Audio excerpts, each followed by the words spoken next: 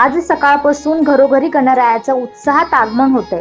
सिने अभिनेते अभिजित खांडकेकर यांच्या नाशिकच्या निवासस्थानी गणपती बाप्पाची स्थापना करण्यात आली। यावेळी अभिजित खांडकेकर आणि त्यांची अर्धांगिनी सुखदा खांडकेकर यांनी आपल्या घरात गणपती बाप्पाची विधिवत पूजा करून स्थापना केली।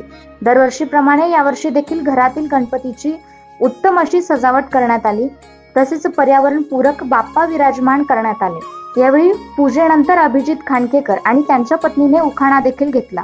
ऐकूयात खांडकेकर दाम्पत्याचा उखाणा। लग्न झाल्यापासून फक्त सुखदाचंच नाव आहे मुखात। गणपती बाप्पांच्या आगमनाच्या दिवशी त्याच्याकडे प्रार्थना करतो की आम्हा सगळ्यांना ठेव सुखात। गणपती बाप्पा। अचानक उखाण्याची मागणी करून गुरुजींनी पाडलंय मला पेचात।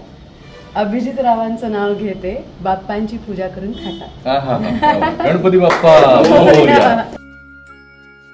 Bureau report 9 news Maharashtra.